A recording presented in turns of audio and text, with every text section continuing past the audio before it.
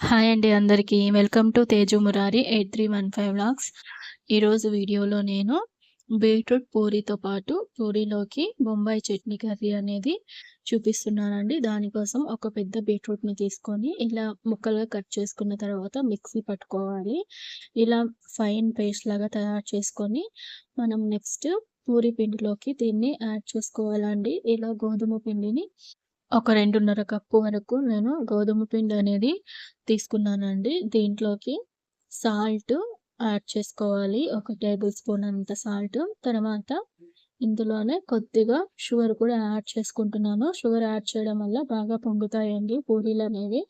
తర్వాత మనం మిక్సీ పట్టుకున్నటువంటి బీట్రూట్ పేస్ట్ అనేది వేసేసుకొని ఫస్ట్ దాన్ని మిక్స్ చేసిన తర్వాత ఎన్ని వాటర్ అయితే తర్వాత పడతాయో అన్ని వాటర్ వేసుకోవాలండి. సాఫ్ట్ పిండిలాగా చాలా సేపు మనము కలుపుకోవాలండి. బాగా మెత్తగా అయితేనే మనకు పూరీలనేవి బాగా సాఫ్ట్‌గా వస్తాయి. ఇలా మొత్తం మిక్స్ చేసుకున్న తర్వాత లాస్ట్‌లో ఒక 2 టేబుల్ స్పూన్లంతా ఆయిల్ కూడా యాడ్ చేసి కలిపేసుకోవాలి. తర్వాత దీన్ని ఒక హాఫ్ అన్ అవర్ వరకు మనము పక్కన పెట్టి నానబెట్టుకోవాలండి.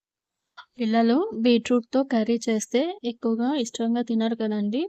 అలాగే పూరి కూడా చాలామంది పిల్లలు ఫేవరెట్ టిఫిన్ కాబట్టి మనం ఇలా పూరీలోనే బీట్రూట్ అనేది యాడ్ చేసుకుంటే బీట్రూట్ తినలేదన్న బాధ ఉండదు. అలాగే వాళ్ళకిష్టమైనటువంటి పూరి ఇలా పింక్ కలర్‌లో ఉంటే గనుక చాలా ఇష్టంగా తింటారండి. ఇలా ఒక హాఫ్ అన్ అవర్ తర్వాత పిండిని మళ్ళా ఒకసారి మనం ఒత్తేసుకొని ఇలా చిన్న చిన్న పూరి బాల్స్ లాగా చేసేసుకోవాలండి. చేసుకున్న తర్వాత అన్నిటిని పూరీల్లాగా ఒత్తేసుకోవాలి. పూరీలోకి చికెన్ కర్రీ గానీ, మటన్ కర్రీ కానీ అయితే గనక సూపర్‌గా అదిరిపోతుందండి టేస్ట్ అనేది. అందులో నాటుకోడి కూర అయితే ఇంక చెప్పాల్సిన అవసరమే లేదు. మామూలుగా మన ఏదైనా ఫెస్టివల్స్ ఉన్నప్పుడు సంక్రాంతి కానీ, ఉగాది కానీ ఇలా ఉన్నప్పుడు నెక్స్ట్ డేనే పారన పండగ చేసుకుంటాం కదా! పారన పండగ అంటే నెక్స్ట్ డే చాలా వరకు నాన్ వెజ్ వండుకుంటాం కదా! అప్పుడు కంపల్సరీ మా ఇంట్లో అయితే పూరి నాన్ వెజ్ కర్రీ అనేది ఉంటుందండి. మార్నింగ్ బ్రేక్‌ఫాస్ట్‌కే సూపర్‌గా ఉంటాయి. విలేజెస్‌లో అయితే ఇంకా అదొక ఆనవాయితీలాగా చేస్తారండి. పూరి, నాన్ వెజ్ కర్రీస్ అనేవి. మా అమ్మమ్మ వాళ్ళ ఊర్లో అయితే మొహర్రం ఫెస్టివల్ అనేది చేస్తారు. మొహర్రం ఫెస్టివల్ లాస్ట్ రోజు, ఆ రోజు కంపల్సరీ మార్నింగ్ ఇవే చేసేవాళ్ళు. అప్పుడైతే ఇంకా రిలేటివ్స్ ఎక్కువ మంది ఉంటారు గదా! ఇంకా మా అత్త, నేను అయితే ఇంకా 3, 4 కేజీల పిండి కలిపి ఆ పూరీలు ఒత్తేసరికనే మా టైం అయిపోయేది. అలా చేసేవాళ్ళము. ఇప్పుడైతే మనం పాన్ పెట్టుకొని పూరి కాల్చుకోవడానికి కావాల్సినంత ఆయిల్ అనేది యాడ్ చేసుకోవాలి. ఆయిల్ బాగా వేడయిన తర్వాత మనం మంటని తగ్గించి పెట్టేసుకొని పూరీలనేవి వేసుకోవాలండి.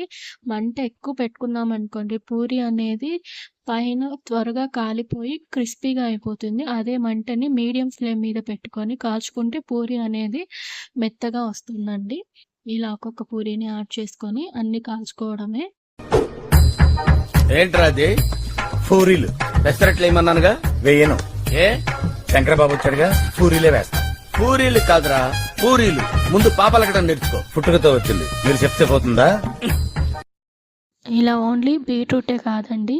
మనం ఏ వెజిటబుల్‌నైనా ఇలా మిక్సీ పట్టేసి యాడ్ చేసుకోవచ్చు పూరీ పిండిలో. ఇలా అన్నీ కాల్చేసుకొని ఒక ప్లేట్‌లోకి తీసేసుకోవడమే అండి. పూరీ రెడీ అయిపోయింది. అదేనండి సాఫ్ట్ బీట్రూట్ పూరీలనేవి రెడీ అయిపోయాయండి. మనము ఈ బీట్రూట్ పూరీ కాంబినేషన్ కోసము బొంబాయి చట్నీని నెక్స్ట్ ప్రిపేర్ చేసుకుందాము. పూరీకి ఇలా బొంబాయి చట్నీతో పాటు వెల్లుల్లి కారం కూడా తయారు చేసుకొని రెండింటి కాంబినేషన్‌తో మిక్స్ చేసుకొని తిన్నామనుకోండి, ఆ కాంబినేషన్ అనేది అద్దిరిపోతుంది. వెల్లుల్లి, కొంచెం ఎండుమిరపకాయలు నానబెట్టి తర్వాత కొంచెం ఉప్పు యాడ్ చేసి 3 మిక్సీ పట్టుకొని కారం తయారు చేసుకోవడమే. బొంబాయి చట్నీ కోసము ఒక 4 టేబుల్ స్పూన్‌లంత శనగపిండి తీసుకోవాలండి. తర్వాత కొద్దిగా మన టేస్ట్‌కి సరిపోయేంత సాల్ట్. బొంబాయి చట్నీకి పెద్ద ఎక్కువ సాల్ట్ ఏం పట్టదండి. తర్వాత ఒక 2 రెమ్మల కరివేపాకు తీసుకోవాలి. పోపు దినుసులు అంటే ఆవాలు, జీలకర్ర, పచ్చిశనగపప్పు, ఉద్దిపప్పు తీసుకుంటున్నాను. ఒక 2 ఆనియన్స్. బొంబాయి చట్నీలో ఆనియన్స్ ఎక్కువ ఉంటేనే ఫ్లేవర్ బావుంటుందండి. ఒక టమోటా, 3 పచ్చిమిర్చి తీసుకుంటున్నాను. కారం తక్కువ ఉన్నవైతే ఇంకా ఒక 2, 3 ఎక్కువ తీసుకోవచ్చు. తర్వాత మనం కర్రీ చేసుకోవాలనుకున్నటువంటి గిన్నె పెట్టేసుకొని ఆయిల్ యాడ్ చేసుకోవాలి. ఆయిల్ కొంచెం హీట్ అయిన తర్వాత మొత్తం పోపు దినుసులన్నీ కూడా యాడ్ చేసుకొని కాసేపు ఫ్రై చేసుకోవాలి. పోపు గింజలన్నీ యాడ్ చేసుకొని అవి బాగా చిటపటలాడిన తర్వాత మనము ఆనియన్స్, పచ్చిమిర్చి అలాగే కరివేపాకు అవి కూడా యాడ్ చేసుకోవాలి. ఆనియన్స్, పచ్చిమిర్చి, టమోటా అన్నీ ఇలా కట్ చేసి పెట్టుకున్నాను నేను ముందే. అన్నీ యాడ్ చేసేసుకుంటున్నాను. ఇక్కడ మనకు ఆనియన్స్ అనేవి ఎక్కువ ఎర్రగా వేపుకోవాల్సిన అవసరం లేదు. అంటే క్రిస్పీగా వేపాల్సిన అవసరం లేదు. ఆనియన్స్ అనేవి కొంచెం లైట్ కలర్ వచ్చేంత వరకు వేపుకుంటే చాలు. మన బొంబాయి చట్నీలో అవి అలా తగులుతా ఉంటేనే బావుంటాయన్నమాట. ఇలా కొంచెం ఫ్రై చేసేసుకున్న తర్వాత మనం అందులోనే సాల్ట్ కూడా యాడ్ చేసుకుందాము. ఒక టేబుల్ స్పూన్ అంత సాల్ట్ అనేది వేసుకోవాలి. నెక్స్ట్ కొద్దిసేపు ఫ్రై చేసుకున్న తర్వాత కరివేపాకు కూడా యాడ్ చేసుకుందాము. మనం ఈ కర్రీ కోసం తీసుకున్నటువంటి శనగపిండిని తర్వాత వాటర్‌లో యాడ్ చేసుకొని బాగా కలుపుకోవాలి. చేత్తోనే కలుపుకోవాలండి. ఎందుకంటే ఏమన్నా చిన్న చిన్న ఉండలున్నా కూడా మనకు టచ్ అవుతాయి కాబట్టి బాగా సాఫ్ట్‌గా కలుపుకోవడానికి అవుతుంది. ఆ చిన్న చిన్న ఉండలున్నవి మనకు తర్వాత ఉడికిన తర్వాత పెద్ద పెద్ద ఉండల్లాగా అయిపోతాయి. సో, ఇలా మనం కలిపేసుకున్న తర్వాత దాంట్లో ఇంకొంచెం వాటర్ అనేది యాడ్ చేసుకొని మనము ఫ్రై చేసుకున్న ఆనియన్స్‌లో కలిపేసుకోవాలి. ఇందులోనే ఒక టేబుల్ స్పూన్ అంతా పసుపు కూడా యాడ్ చేసేసుకుందాము.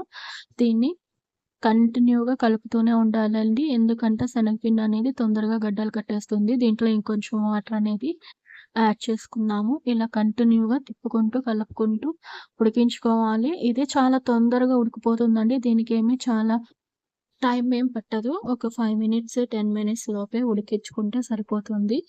అంతేనండి. బొంబాయి చట్నీ అనేది రెడీ అయిపోయింది. దీనిపైన ఫైనల్‌గా కొత్తిమీర జల్లేసుకొని దింపి సర్వ్ చేసుకోవడమే. ఈ వీడియో మీకు నచ్చితే ప్లీజ్ నా వీడియోని లైక్ చేసి, షేర్ చేసి, కామెంట్ చేయండి.